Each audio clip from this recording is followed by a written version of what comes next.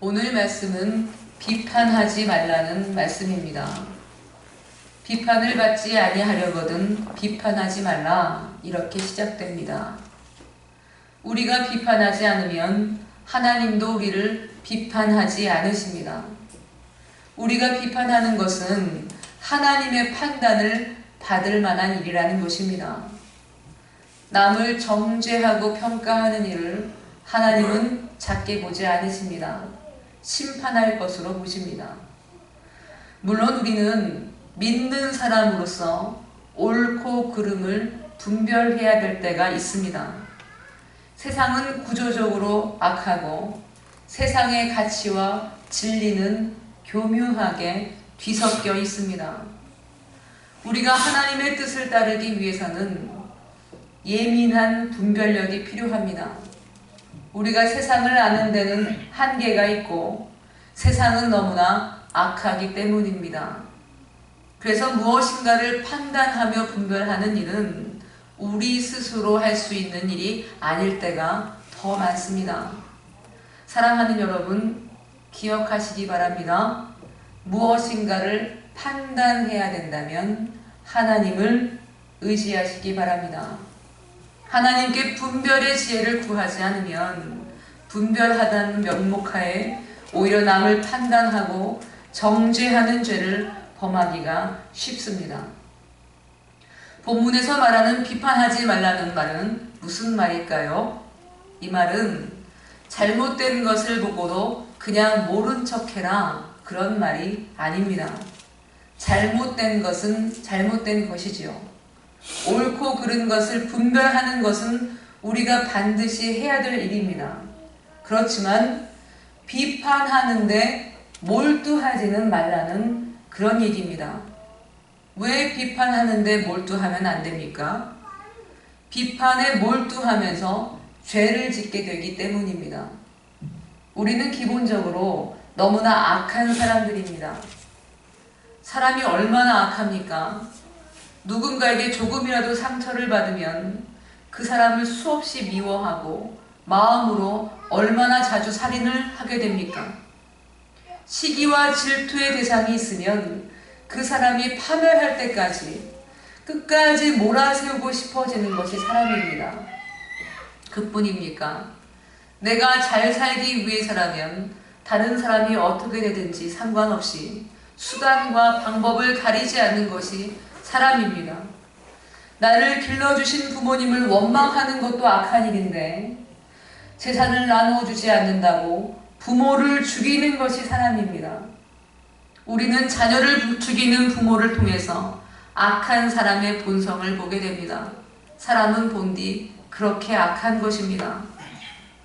너무나 악합니다. 다시 한번 사도 바울이 한 말을 떠올릴 수밖에 없습니다. 나는 죄인 중에 괴수다. 나는 최고로 악한 죄인이다. 그런 고백을 한 사도 바울의 고백은 사도 바울만의 고백이 아니라는 것을 기억해야 될 것입니다. 우리는 모두가 너무나 가망이 없을 만큼 일그러져 있습니다. 예수님이 십자가에서 죽으시지 않으셨다면 구원받을 수 없을 만큼 가망이 없는 존재가 사람들이라는 말씀입니다. 이렇게 악으로 일그러진 존재가 사람이기 때문에 아무리 처음에는 정당한 비판을 하는 것이었을지 몰라도 점차로 비판 자체에 열을 올리게 됩니다. 점차 그 사람을 판단하는 것을 즐기게 됩니다. 다른 사람의 잘못을 지적하다 보면 마치 자신은 그렇지 않은 사람인 것처럼 뒤로 빠져서 묘한 쾌감도 느끼게 됩니다. 다른 사람을 정죄함으로 인해서 나는 의인인 양 가면을 쓰는 것입니다. 사랑하는 여러분, 이것은 악한 것입니다. 내 잘못은 감추고 다른 사람을 정죄하는 일을 하나님이 어떻게 기쁘다고 하시겠습니까? 하나님이 어떻게 심판하지 않으시겠습니까? 사랑하는 여러분, 나라고 해서 그 사람과 다를 것이라고 장담할 수가 있을까요? 그 사람의 입장에 되어보지 않으면 알 수 없는 일이라고 저는 생각합니다. 내가 그 사람의 위치에 있었다면 나는 그 사람처럼 되지 않을 것이라는 보장은 없는 것입니다. 우리가 지금 이 자리에 있는 것은 모두 하나님의 은혜입니다. 믿으시지요? 네. 바울이 고백한 것처럼 우리는 죄인 중에 괴수인데 하나님이 보호하시고 하나님의 선하심과 풍성하신 사랑으로 인도하셨기 때문에 내가 살인자가 되지 않은 것입니다.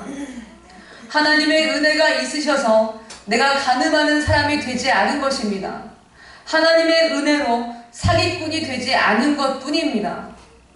나 자신도 은혜가 아니면 아무것도 아니면서 누구를 정죄하고 비판할 수가 있겠습니까? 남을 비판하는 것은 나는 그렇지 않은데 라는 교만이 마음속에 있는 것입니다. 교만은 심각한 것입니다.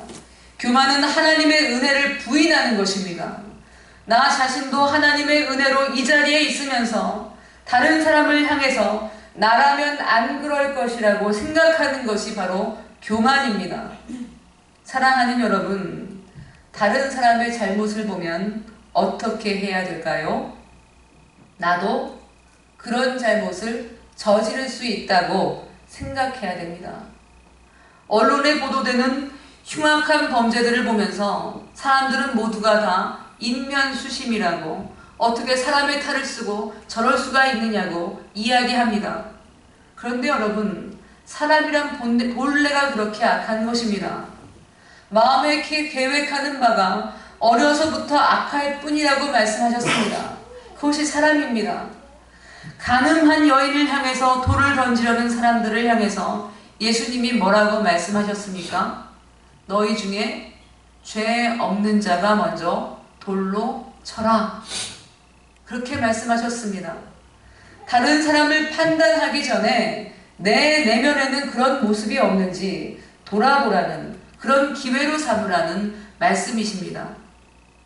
그런데요, 여러분, 우리는 사실 큰 범죄나 사회적으로 무리를 일으킨 사람들을 비판할 때보다는 우리와 가까운 사람들을 비판할 때가 더 많습니다. 가까운 사람일수록 더 비판하고 정죄하는 것입니다. 왜 그렇습니까? 잘 안다고 생각하기 때문입니다. 이제는 너를 내가 알 만큼 안다는 것입니다. 그래서 비판의 잣대를 들이대는 일에 망설임이 없습니다.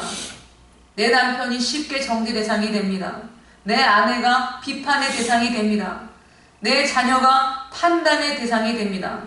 목회자가 판단의 대상이 됩니다. 교회 안에서 지체들끼리 서로 판단하고 정죄합니다. 잘 안다고 생각하기 때문에, 가깝다고 여기기 때문에 마음대로 평가해 버리는 것입니다. 그런데요, 여러분, 정말 우리가 잘 아는 것일까요? 우리는 사실 나 자신도 제대로 모르는 사람들입니다. 내가 어떤 사람인지 알 수 없어서 말씀에 비추어 보면서 나를 수없이 점검해도 내가 나를 잘 모르겠는데, 하물며 내 옆에 있는 사람들 내가 다 어떻게 알겠습니까? 내가 잘 알고 있다고 생각하는 사람, 내가 다 아는 것 절대 아닙니다.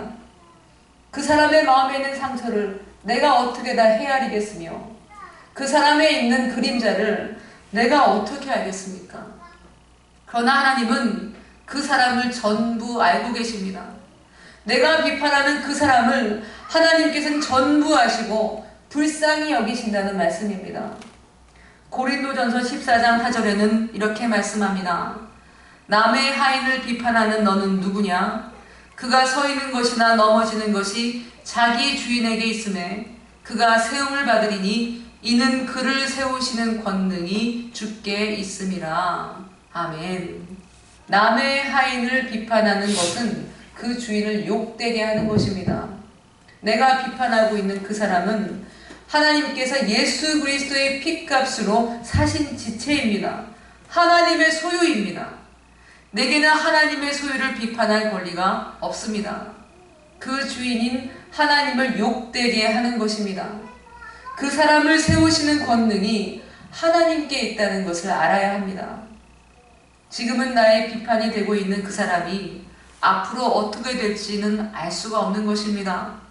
먼저 된 사람이 나중되고 나중된 사람이 먼저 되는 것이 하나님 나라의 원리입니다. 먼저 되었어도 다른 사람을 정죄하고 교만한 사람은 하나님 나라에서 끄트머리에 있는 사람입니다. 구원을 받은 사람인지 스스로 점검해 보아야 되는 사람입니다. 그러나 나중되었어도 세리와 창기들처럼 자신의 부족함을 알고 겸손하게 자신을 인정하는 사람은 하나님 나라에서 먼저 된 사람이 될 것입니다. 지금 내가 볼 때는 부족하게 보이는 그 사람이 나중에 어떻게 쓰임받을지는 아무도 모릅니다. 그래서 사랑하는 여러분, 함부로 비판하지 마십시오. 그 사람의 나중을 우리는 헤아릴 수가 없기 때문입니다. 저는 오늘 3가지로 말씀을 드리고 싶습니다. 첫 번째는 비판하고 싶은 마음이 들 때 나 자신의 내면을 점검하라는 것입니다. 왜 내가 비판을 멈출 수 없는지 묵상해 보는 것입니다. 내가 어떤 부분에서 그 사람에 대해서 참을 수 없는 것인지 묵상해 보라는 것입니다. 하나님께서 나를 판단해 주실 것을 간구하면서 주님의 임재 가운데 머물러 계십시오. 하나님께서는 내가 내 내면을 들여다볼 수 있도록 도와주실 것입니다. 우리가 어떤 일에 화가 나거나 누군가를 비판하고 싶어질 때는 내 내면에도 그림자가 있는 것입니다. 그냥 잘못인 것을 알고 경계로 삼으면 되는 것인데 끊임없이 내가 말하고 있습니다. 끊임없이 내가 정죄하고 싶어집니다. 그것은 내 내면에 그것을 용납하지 못하게 하는 원인이 있는 것입니다. 하나님께서 비판하고 싶어하는 내 마음을 통해서 내게 말을 걸어 오시는 것입니다. 그럴 때는 겸손하게 하나님의 음성에 귀를 기울이십시오. 말씀을 통해서, 묵상을 통해서 내게 주시는 메시지를 들을 수 있는 소중한 시간이 될 것입니다. 예수님께서 십자가에 죽으시기 전 한 여인이 향유 옥합을 깨뜨리면서 예수님의 발을 씻어 드렸습니다. 그러자 한 제자가 그 여인을 비판하고 나섰습니다. 이 향유를 어찌하여 300데나리온에 팔아서 가난한 자들에게 주지 아니하느냐? 이렇게 말했습니다. 이 제자가 누구입니까? 요한복음에 따르면 향유 옥합을 깨뜨린 여인을 비난한 그 사람은 다름 아닌 가룟 유다라고 말씀합니다. 자신은 예수님을 팔아넘길 죄를 지을 것이면서 자신의 내면의 모습이 어떠한지도 모른 채 다른 사람을 정죄하고 나선 꼴입니다. 가룟 유다에 대해서 요한복음 12장 6절은 이렇게 평가합니다. 이렇게 말하면 가난한 자들을 생각함이 아니요 그는 도둑이라 돈깨를 맞고 거기 넣는 것을 훔쳐가미러라. 아멘. 가룟 유다는 물질에 대한 탐심이 있는 사람이었습니다. 성경은 그가 도둑이라고 콕 찍어서 말씀합니다. 유다가 예수님을 팔아넘긴 데는 나름대로 여러 가지 이유가 있겠지만은 은 30이 탐나서 예수님을 팔아넘겼다는 것도 부인할 수는 없습니다. 돈에 대한 탐심, 그것이 향유 옥합을 깨뜨린 여인을 비판하고 나선 이유였습니다. 나름 그럴듯해 보이는 비판처럼 보이지만 그것은 명백히 심판받을 죄입니다. 자신의 내면을 감추기 위한 위선에 불과한 것입니다. 오늘 본문 4절 5절 말씀을 괜찮으시면 같이 읽겠습니다. 보라, 내 눈 속에 들보가 있는데 어찌하여 형제에게 말하기를 나로 내 눈 속에 있는 티를 빼게 하라 하겠느냐? 외식하는 자여, 먼저 내 눈 속에서 들보를 빼어라. 그 후에야 밝히 보고 형제의 눈 속에서 티를 빼리라. 아멘. 외식한다, 외식하는 자여. 외식한다는 말은 가면을 쓰고 연극을 한다는 뜻입니다. 내 내면을 덮고 있는 가면을 벗으라는 말씀입니다. 위선을 버리라는 것입니다. 내 내면을 들여다보는 것은 아주 고통스러운 일입니다. 그렇지만 그런 과정이 없다면 내 눈에 들보는 볼 수 없습니다. 내 눈에 들보를 보지 못하는 비극만큼 큰 것이 어디 있습니까? 눈에 들보가 들어있는 고통을 한번 생각해 보십시오. 눈에 티가 들어가도 사람들은 고통스러운 법입니다. 그런데 그보다 더한 것이 들어있는 현실, 내 영혼이 그만큼 고통스럽다는 것입니다. 내 영혼의 고통을 감지하라는 것입니다. 내 내면이 눈 속에 있는 들보처럼 고통을 겪고 있는데 그것을 모르는 것은 화입니다. 남을 비판하는 데만 몰두하면 자연스럽게 나 자신은 볼 수가 없습니다. 누군가를 비판하는 마음이 들 때는 그 비판의 논리에 함몰이 돼서 나 자신을 살피는 여유는 사라지고 맙니다. 남을 비판하려는 마음이 느껴지면 그때는 반드시 즉시 내 시선을 나 자신에게 돌려야 합니다. 비판하는 마음은 내 영혼의 적신호이지만 동시에 내 내면을 들여다볼 수 있게 하는 청신호가 되기도 하는 것입니다. 저도 한때는 함께하는 동료나 상사를 비판하고 정죄하는 죄를 저지르기도 했습니다. 그런데 사실 제가 비판했던 그 사람의 모습이 제게도 있다는 것을 발견했습니다.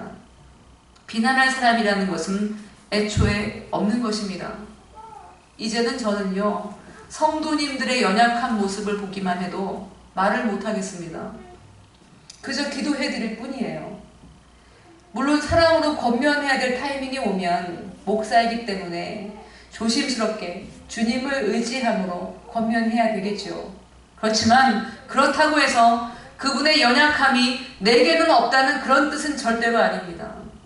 사랑하는 여러분, 누군가의 잘못이 잘 보인다는 것은 어쩌면 나도 그런 잘못을 범하기 쉽다는 뜻일지도 모릅니다.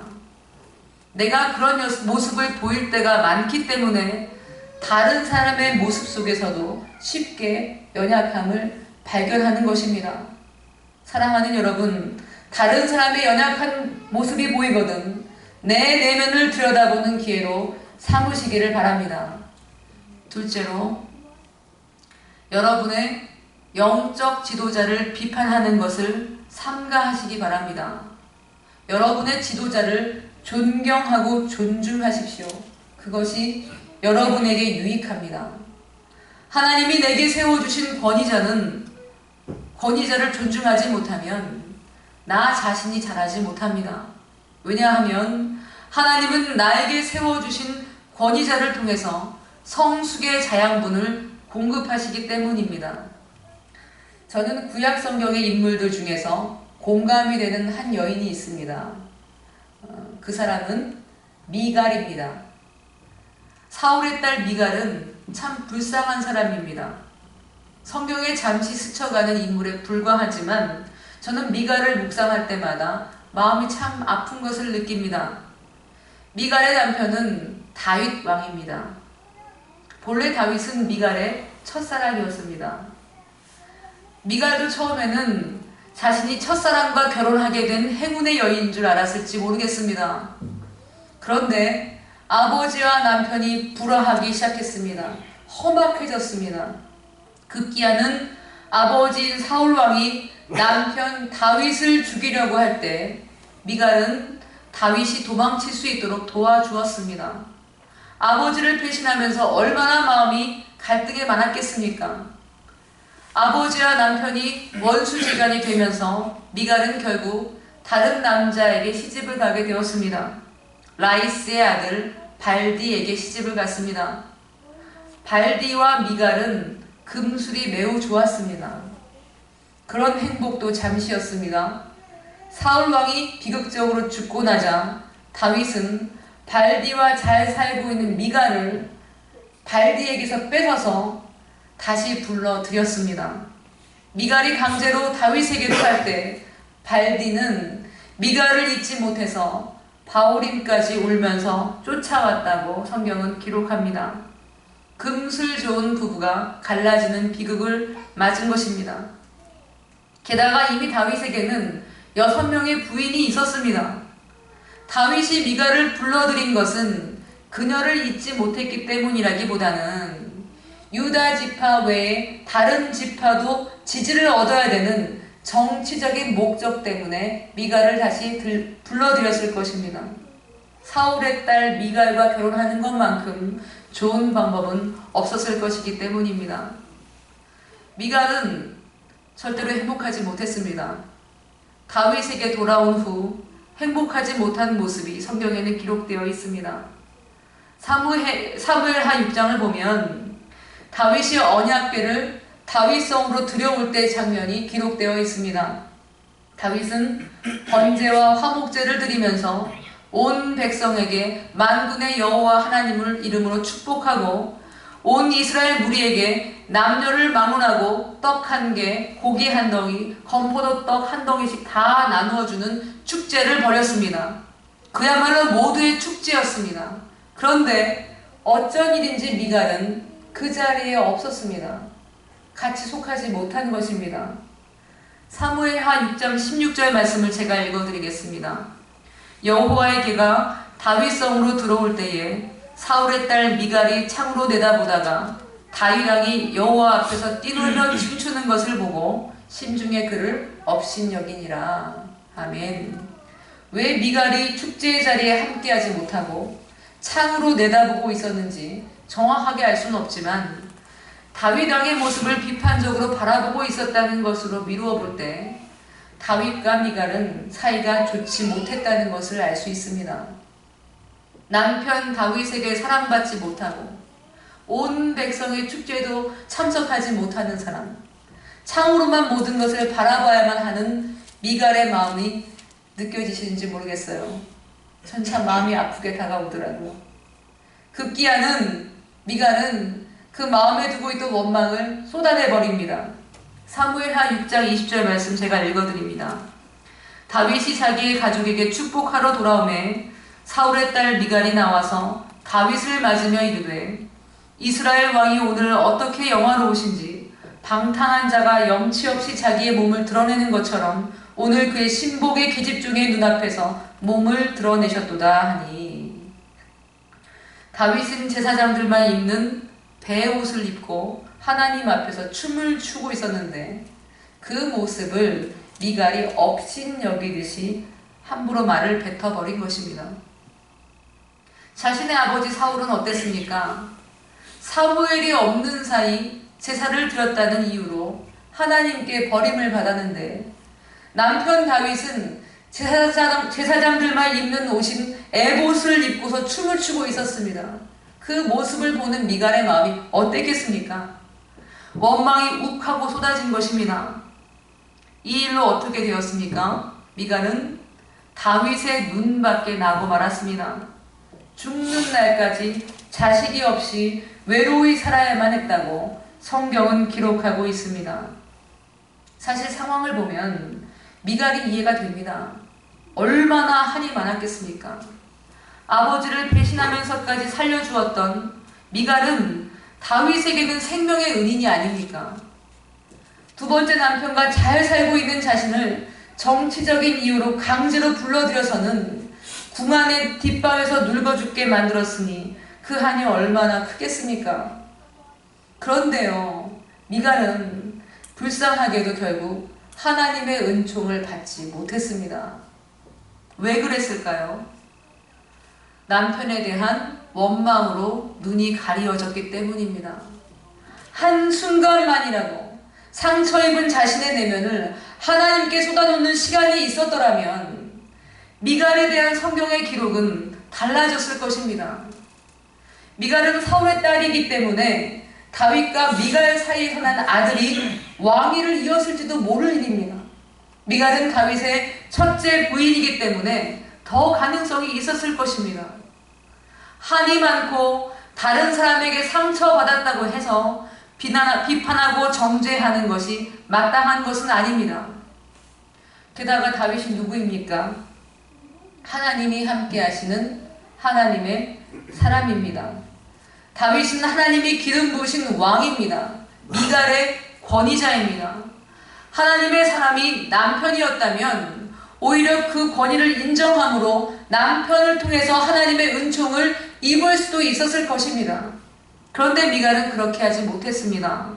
원망할 만한 힘든 상황인 것은 충분히 이해할 수 있지만 자신의 내면을 점검하며 자신을 돌아보는 과정이 없었기 때문에 미갈의 비판은 그저 자신을 향한 칼로 돌아오게 된 것입니다. 사랑하는 여러분, 남을 비판하는 것은 결국 자신에게 칼로 돌아오는 것입니다. 내 영적인 성숙에 아무런 도움이 되지 않습니다. 아무리 좋은 의도로 비판을 했다고 해도, 시작은 그렇다고 해도 내 입에서 자꾸만 그 사람의 이야기를 하고 이렇게 하면 좋겠다는 말을 하기 시작하다 보면 저 사람은 왜 저럴까? 왜 저렇게 못할까? 이렇게 심화가 되고 결국에 그 사람은 비판받아 마땅한 사람으로 바뀌는 것입니다. 비판이 명백한 비난이 되고 마는 것입니다. 비판해야 마땅할 일이라고 생각될지라도 내 내면을 들여다보는 기회로 삼고 악을 선으로 갚는 복이 있으시기를 바랍니다. 셋째로, 내가 연약할 때 나를 품어주셨던 주님을 기억하시기를 바랍니다. 개구리가 올챙이적을 기억 못한다는 말이 있습니다. 누군가를 판단하고 싶어지면 내가 죄를 지었을 때의 그 처참한 기억을 떠올리시기 바랍니다. 내가 어떤 모습이었습니까? 옛 모습을 돌아보는 것은 옛 모습에 눌리라는 말이 아닙니다. 나는 이미 용서받았고 나는 하나님의 은혜로 지금 이 자리에 있습니다. 옛 모습을 다 버렸습니다. 그렇지만 예전에 내가 어떤 모습이었는지는 기억할 필요가 있습니다. 사람들은 대개 넘어지는 그 일에 또 넘어지기 때문입니다. 그리고 옛 모습을 기억함으로써 겸손할 수 있습니다. 지금의 나는 그야말로 올챙이가 개구리 된 것입니다. 내가 얼마나 부족한 사람이었는지를 기억하면 다른 사람을 비판하는 마음을 내려놓을 수 있을 것입니다. 더 겸손한 사람이 될 것입니다. 사랑하는 여러분, 비판하는 사람이 되기보다는 언제든지 죄를 지을 수 있는 나의 연약함을 겸손하게 인정하는 복이 있으시기를 바랍니다. 옳고 그름을 분별하며 타산지석으로 삼을 수 있는 성숙한 성도님들이 되시기를 예수 그리스도의 이름으로 축원드립니다. 기도하겠습니다.